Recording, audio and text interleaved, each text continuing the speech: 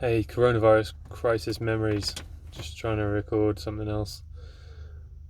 Heard today on the radio, I think it's the third or fourth time, about children being murdered. I'm not even joking. The stress that everyone's under has led to some crazy stuff. As a 5-year-old today, 5-year-old been stabbed to death, and her mum was stabbed and in a critical condition, and the husband's been arrested. That's the third time since I've been doing this job, might be the fourth, that I've just heard that on the radio, just thrown into the news there. And it's indicative of the stress that I think a lot of families are going through. We're okay, financially it's a little bit tight, and I haven't enjoyed losing the job. But we've been arguing, and it's stressful. But we're lucky. We've got a big house, a nice garden to play in. If you don't have those things, these sort of crises always affect the poorest people worst. Rich people are absolutely fine. Rich people, they just retreat into their massive houses, live off savings. They're all probably furloughed because they're in no sort of jobs. They are under no dramas at all. But the poor people who were barely making ends meet in the first place, maybe one of them's lost the job now in the family household. This has been really shit for them.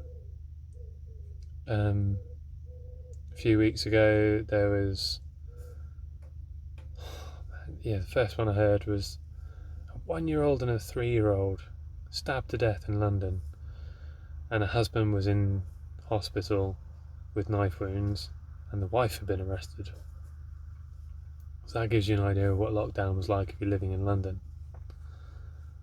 If you're living in some crummy flat in the centre of the city with, you ain't got a balcony or you haven't got a garden, that's speculating, but it would have been a very different experience to the one that we've had through lockdown. It's just sad that it leads to that kind of stuff. There was a guy threw his 9-year-old son off the 10th floor of the Tate Modern Gallery, off the viewing area, and he's now going to jail for that. And his son survived. 10 fucking story drop. And then obviously the one today, it's the 5-year-old.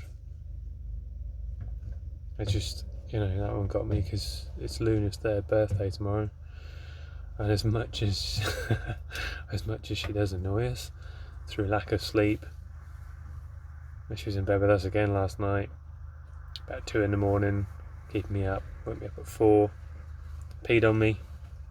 Thank you for that if you're watching this, by the way. Enjoyed waking up covered in your urine. But we've been fine. But I just can't imagine